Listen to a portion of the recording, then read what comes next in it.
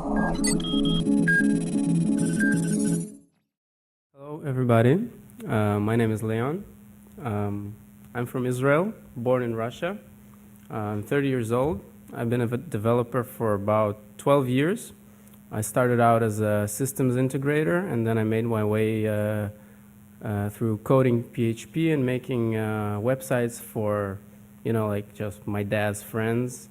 And I went into HTML and JavaScript and CSS, and slowly and surely, I kind of followed the evolution of websites and internet, going from frames to dynamic kind of like websites with Flash, and then online video, and then just big portals, social media, Facebook applications, a lot of different aspects of the web development. I worked for ICQ, are you familiar? iMesh, and a few internet startups, Web 2.0. I've been at Kaltura for about a year already, leading the MediaSpace 3 project, which is our enterprise-grade solution for sort of a YouTube portal for white labeling. So I will, if we have time left, I will demo MediaSpace 3, but I'll try to keep it quick. And just before I start, please raise your hand if you're a coder. All right, good. How familiar are you guys with PHP? Raise your hand if very familiar. Yeah, good. All right, so I'll start. If I see I'm losing you guys, I'll just, slow down a little bit. So let's see. Can I get a little sound adjustment here? You hear me fine? All right, good. So what we're going to try here is give you some tools and show you how do we work with Kaltura when building web applications. I take the examples and experience I used in building MediaSpace 3, which is a very big and complex application, very highly configurable, and the experience that I had from developing websites in my former jobs, and how I applied all those solutions that Kaltura offers us. Okay? So this is good for web developers and just website integrators or application integrators who want to enter and use Kaltura as their video platform in your existing application, or if you're developing new applications. So this presentation is for you. So let's talk a little bit about what is a web application. Okay, everybody has different terminology. Let's just keep a baseline. All right, so websites, of course, internal portals, enterprise portals, company portals, schools, and all that. LMS like Moodle, Blackboard, extensions for the learning management systems, and of course mobile apps, which are based on the web technology. If you're familiar with what was that? PhoneGap, the platform that works for all the mobile and just web applications for mobiles. So now that we know what a web application is, let's see what's expected from a web application today. Like, you want to compete in the open market, you want to open some interesting website or make a nice new app. What do you got to do? So rich dynamic content, that's a must. Images, videos, audio, you got to offer multimedia for your users. User authentication, rights management, that means you got to have users to have their own private area to log in, fill in their profile, and for example in YouTube, where you can share videos only with certain people or certain groups, or you can make them private, so that's rights management, for example. It can be documents, it could be anything for education applications. It could be content of a course, video lectures for a certain course you're a part of, and if you didn't pay your dues to the university or you didn't sign up for the course, then you're not entitled to see it. UGC, of course, that's the whole base for the internet is user-generated content. You upload your videos from your mobile phone or just photos from your trip or blog. That's all content that's generated by the users. Your application should support all kinds of formats and varieties of content, of course, depending on what you're building. Modular and extendable, that's more for the future. You have to plan for the future because the internet is always changing, the demand is always changing, and people expect new stuff all the time. If it takes you too long to develop something, you dreamt about an idea, you know, and you got excited about it, and you come to the developers and they tell you, nah, it's going to take 4 months. And you say, well, in 4 months, it's not going to be relevant anymore. So if your application is modular and you built your architecture based on your needs to improve and extend, then it's very good, and that's what keeps the big players out there and in front. Quick, of course, nobody likes to wait, especially not in New York. Responsive and scalable. Scalable means that if you get more users, you get more traffic, you can just add more servers or some caching mechanism, and then you're all good. You don't need to, make your users suffer and wait a long time. Cross-browser, multi-platform, multi-language, self-explanatory. There are a lot of browsers out there. We hate Internet Explorer. Raise your hand. Good. So, multi-platform. Well, most platforms are the same. They reach the same level already because you have the same browsers for all the platforms. Most of the browsers have the same code base. Google Chrome is more or less the same on Linux or Windows or Mac. So, well, with minor differences. I have some crazy bugs with Google Chrome on my Linux, but let's not get into that. And multi-language, you want to open up a new market in South America, then, if you're using getText as a translation, localization solution, then it's very easy. Anybody can edit it. Anybody can translate it. You just send the files to the translation agency, you get them back, fit them in your application, see that the texts are not too long or short, and everything is translated, so keep that in mind.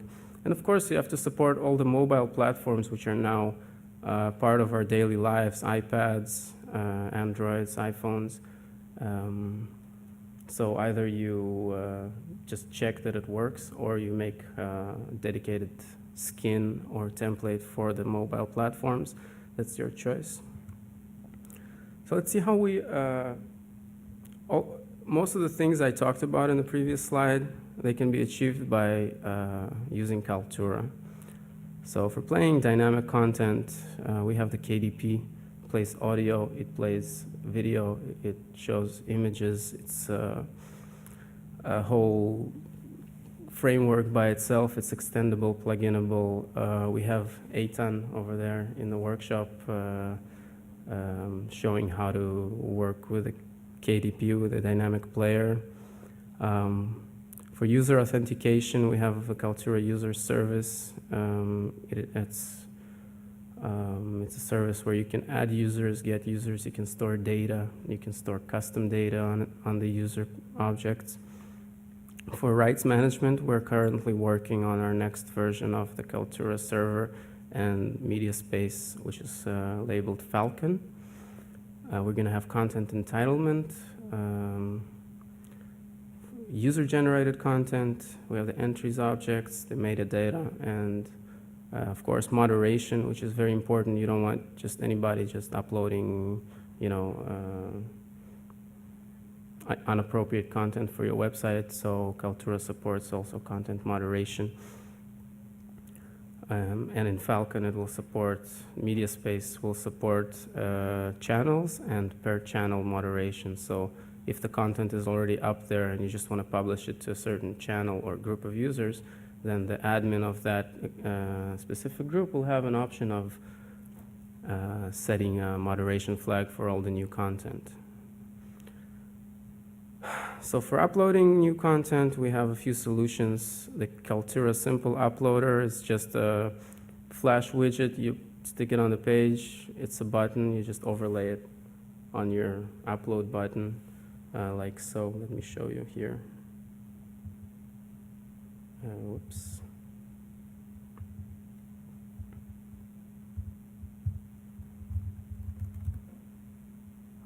So as you can see, this button is just an image, and that flash is overlaying it. Once you click it, it opens the file selection dialog. This is the simple way of integrating an uploading mechanism. Let me come back to, yeah.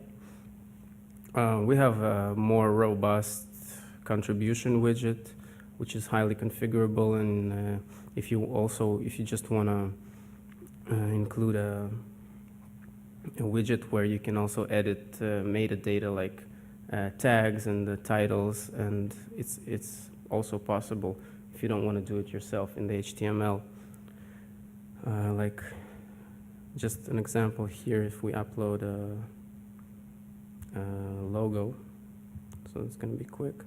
Then we open our own HTML form here, but the KCW, the Kaltura Contribution Wizard, can include all that for you inside the widget.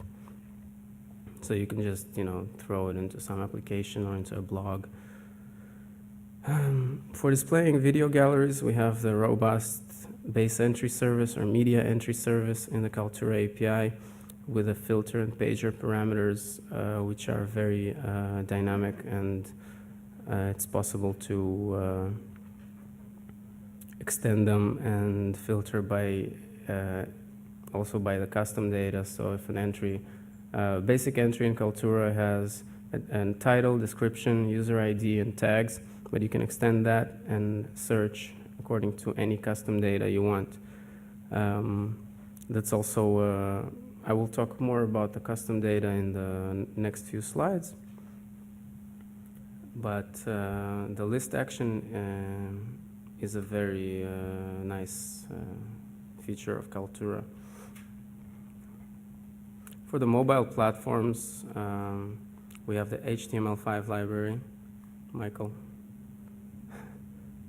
this is the master of HTML5 in Kaltura.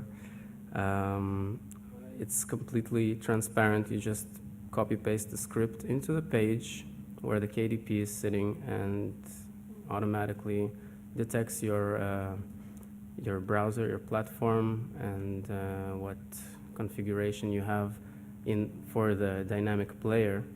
If you have play button, pause button, you have some custom buttons, it's all going to be converted into an HTML5 player using a video tag, and play it almost on every platform. Only thing you need to worry about is creating the necessary flavor, the necessary transcoding streams, but in MediaSpace 3 that is all taken care of automatically for you in our deployment process. I'm not going to talk about it today, but it's a huge step forward from where we were before, where we had to create all the flavors manually, and now it's just everything is automized. So these are just the few of possible options for your website using Kaltura. What are the advantages? Okay, so first of all, you don't need a database. Of course, Kaltura uses MySQL. It's a database. You need to install the software, you need to install the system, but you don't need to maintain your own tables. You don't need to maintain your schema. If you want to add more fields, you don't have to worry about all that stuff. Kaltura is quick, responsive, scaled up. We have so much traffic. It's incredible, unlike any other place I worked in. And in ICQ, we had a lot of traffic, a lot of users, millions of users concurrent users. In iMesh, I'm not sure if you know, it's a music download service, sort of like iTunes. We had a lot of traffic, but I mean, Kaltura, that's really going up there. And that's what makes it so exciting as well, to build such a website which can handle this huge load. And you don't have to worry about scaling up your database. You don't have to worry about partitioning your tables.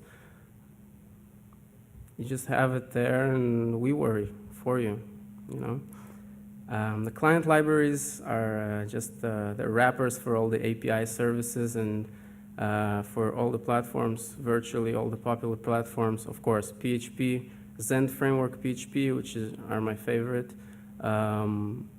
We have for C#, we have for Objective-C, which is new, for Java, of course. I don't remember all of them. The custom metadata, as I mentioned, they are XML data storage.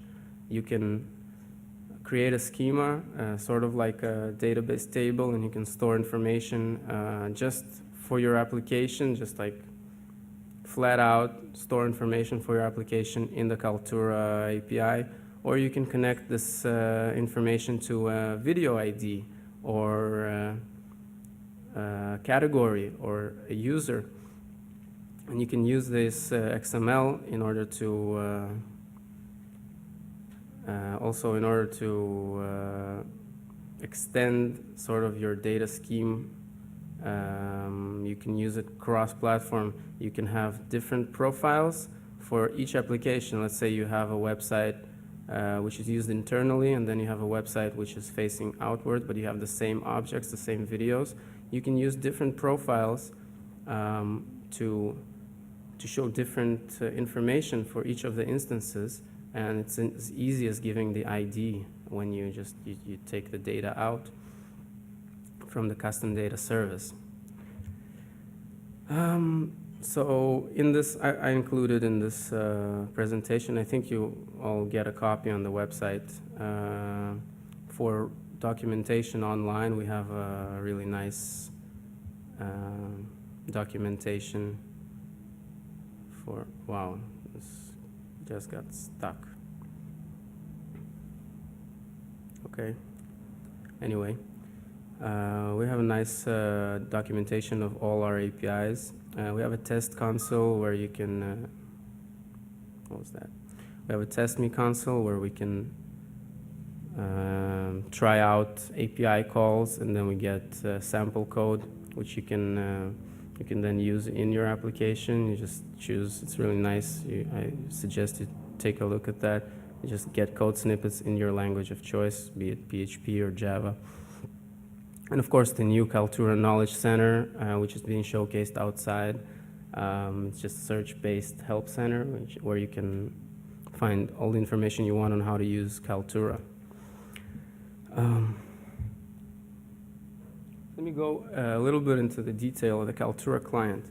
What is a Kaltura client? It's a wrapper for, it's an object, a wrapper for accessing the API. API is just, it's a service, and it's an HTTP service. You can access it by writing the address in the URL, or by building the request by yourself, posting it to the server, or you could use the client libraries and the Kaltura client, which is very easy because I will show in an example in the next slide. So there are two types. There's admin and user. So if you don't want for example, if you're using the JavaScript library and you don't want the users to have a lot of power, or to delete stuff of other users, then you use the user KS, which is a little bit less privileged, and the admin KS. KS, by the way, is a Kaltura session key, which is used to identify you against the API. In MediaSpace 3, we use the helper class to wrap the wrapper, the Kaltura library, so we always have it available in the application. It's a static resource, the KMS resource client, and you can get the admin client or the user client. It's initialized in the first use. We initialize the configuration of the client and add some logging to the Kaltura client. So it kind of fits our needs. That's what I recommend if you're starting your own application. Just, simplify your life from the top. Just build a wrapper for the Kaltura client. Or, MediaSpace is not open source, but I think everybody will forgive me in Kaltura if I tell you, take this code and use it. So here's a static method, which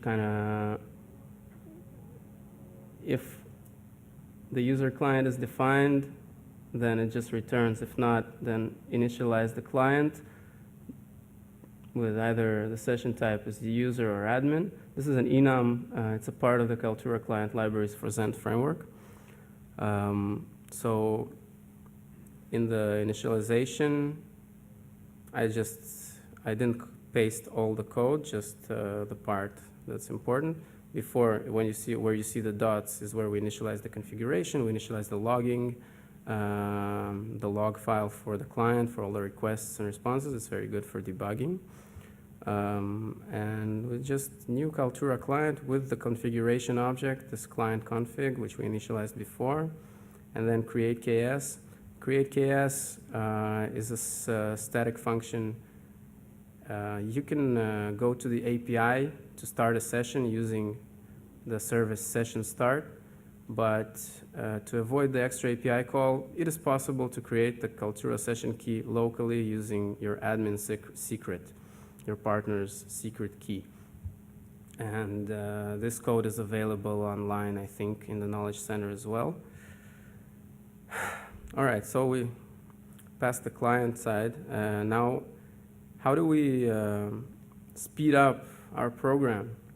This is very important because we're working with an online service, an external service, and not just a local database.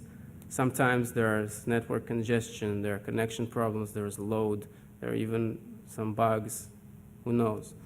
You want to get your users the information as fast as possible. So what you do is you cache the API responses. And you have to make sure to clear that cache whenever the content changes. Okay?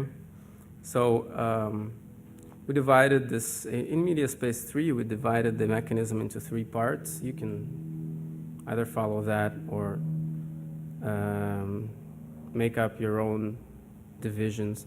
So the API cache is an object that stores all the responses all valid responses from the API. We don't want to store errors or temporary errors, or we don't want to store empty results because there's no point. Then there is a static response cache, which is sort of like an extra layer on top. Well, this layer, it stores the whole HTML. All right, so for example, here, if we go to view source, all of this HTML is stored into the cache based on your, it depends, but it's based on your post and get parameters. So you can either turn that on or keep it off, because if you turn this on, then your content will not be as fresh as you want it to be.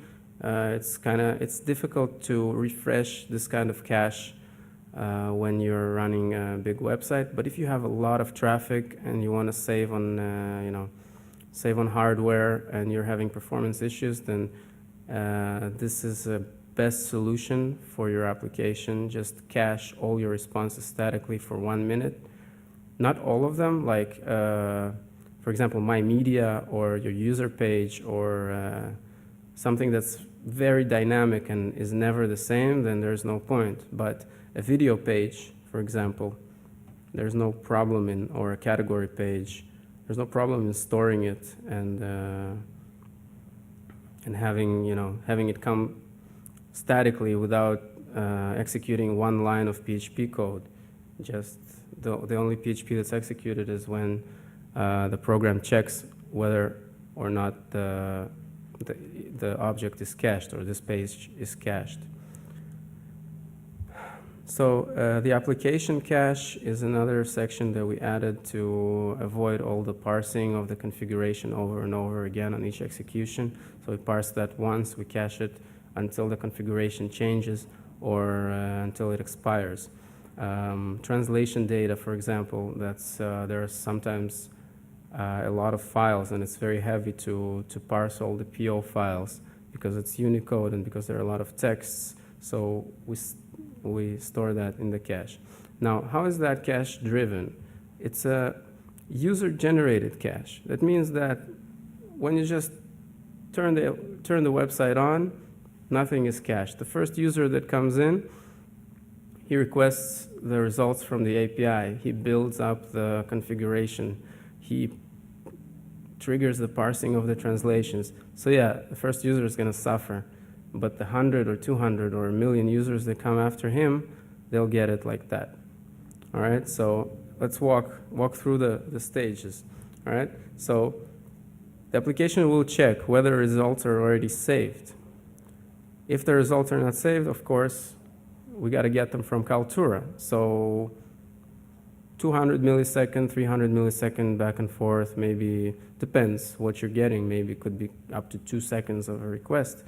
But the next user to request the same page will get a result in 10 milliseconds because all we do is we go to the mem cache or we go to the file cache and we just get that XML or that object and push it to the page. All right, so that's if the results are already present. The cache results will expire after a period of time.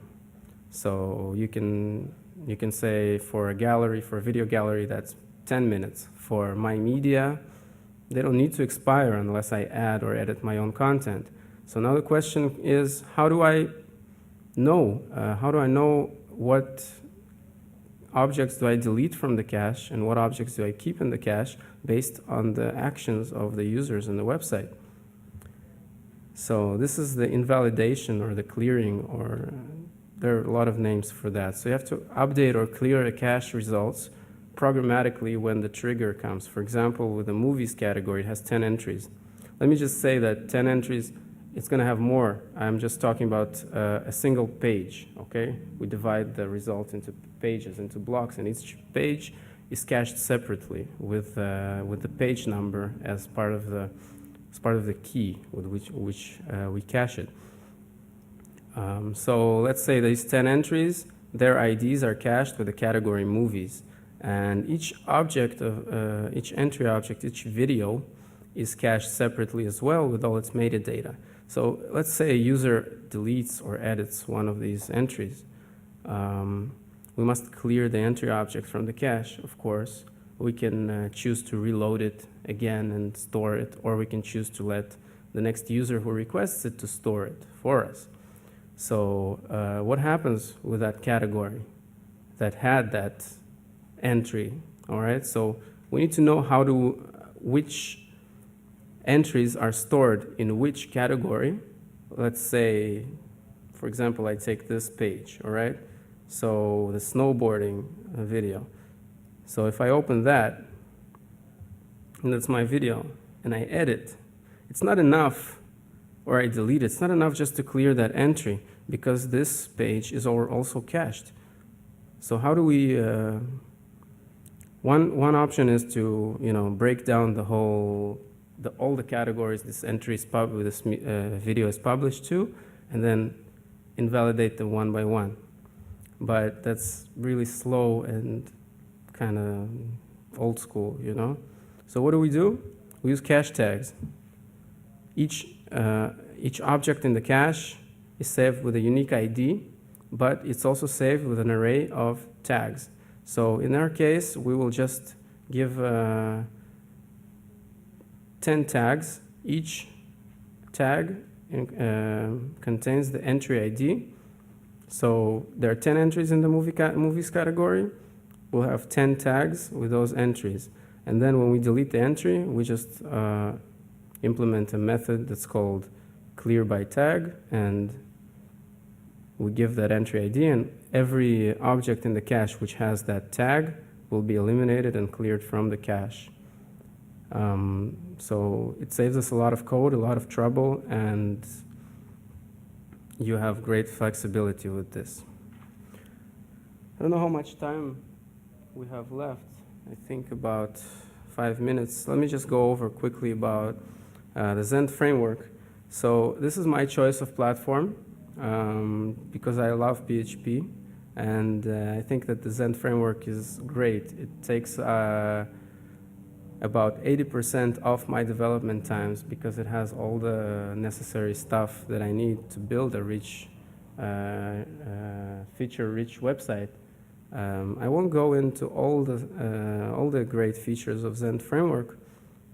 I'll just say that MVC is very important because you separate the UI from your logic, from your model, from your data. You have this easy URL structure, which is good for SEO, and the URL structure is not unique to Zend framework. You have it in most frameworks now, and MVC is it is common practice. It's very well, now they have more stuff. They have HMVC and other technologies, but it kind of makes you work in a certain way, which is the right way. It might take longer. It might be more annoying. You know, you have to keep, oh, I can't put that loop in the view because it's too complicated for the view. But eventually, you'll be happy you did it, because when you want to change something or update something, then it's perfect. Well, you guys are developers. I'm sure you know the. Whoops, I skipped it. Did I? Yeah.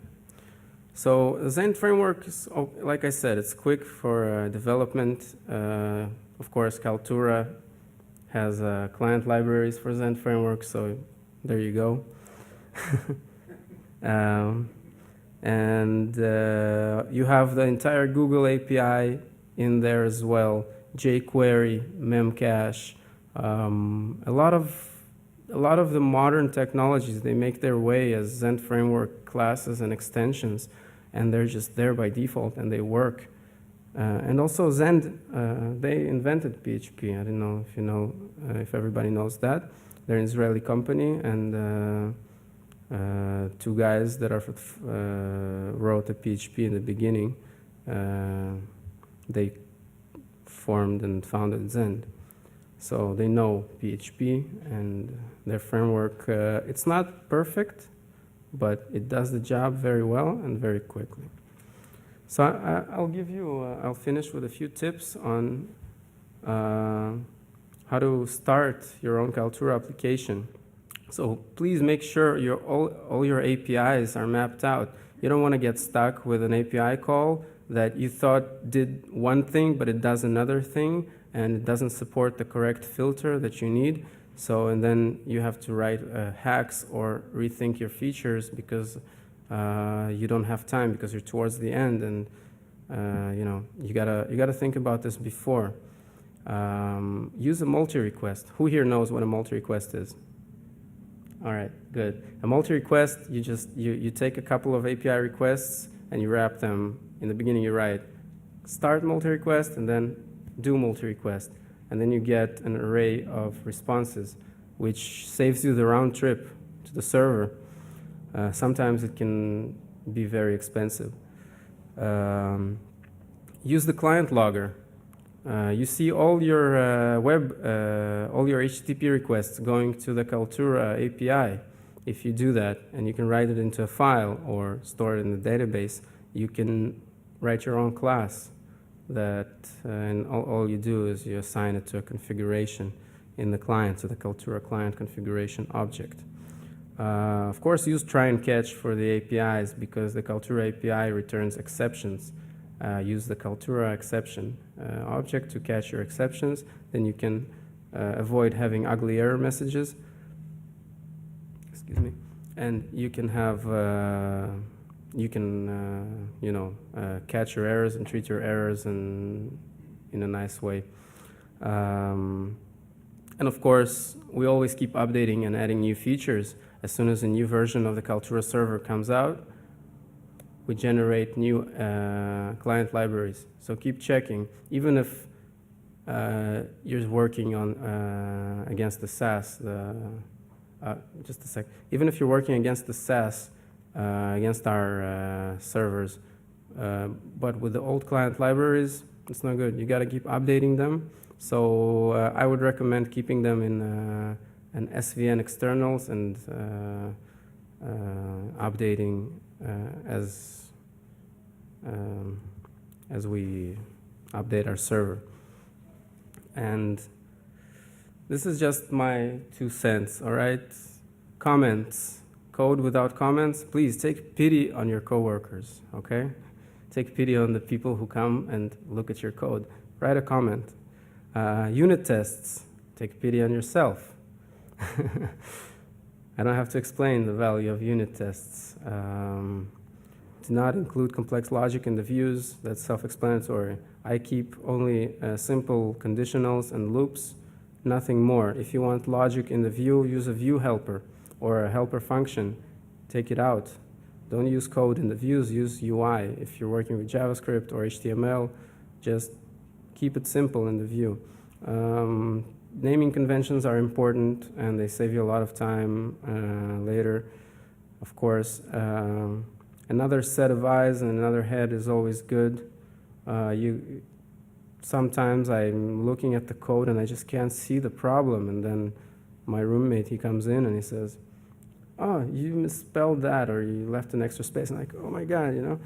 But yeah, don't be afraid of other people criticizing your work. When I say don't fall in love with your code, I know your code is great, and everybody, we're professionals, we write the best code we can, but there's always going to be something better and somebody who knows more than us and somebody who's going to say, oh, that's not good, you got to rewrite that. So, you know, it's just code, it's just bytes, it's just letters. Don't be afraid to rewrite it, send it to the recycle bin.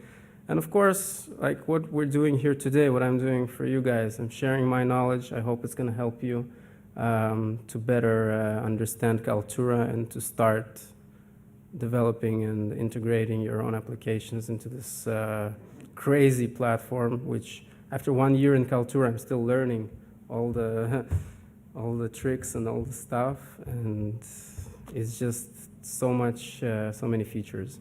So thank you very much for listening. And now, if you have any questions, please wait for the microphone because we're recording.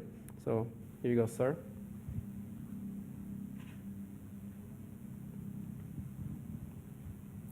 Thank you. The Falcon API. Yes. Do you see anything there that's going to, with Falcon, break API 3 code? Well, of course, we try to maintain backward compatibility at all times. I'm not on the backend team, I'm on the applications team, so I'm not privy to all the changes that they do.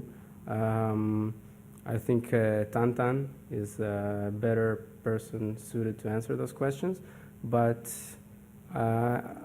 in Falcon we mainly add features, we do not change old features, so I think it's not going to break.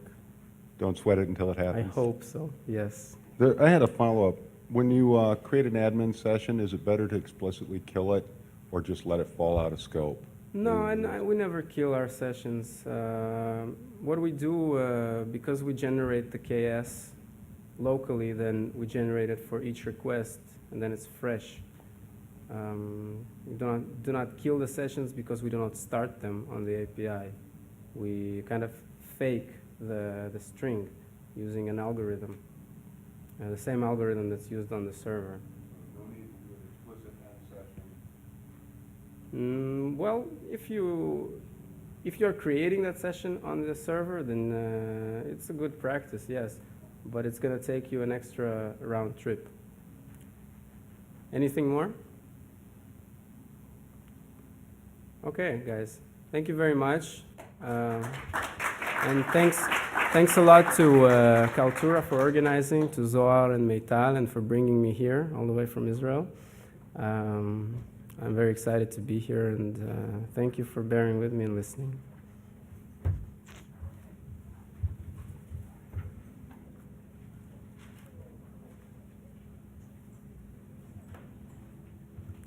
sorry I didn't have time to demonstrate the application, but you can go to mediaspace3 kaltura.com and you can see a demo over there.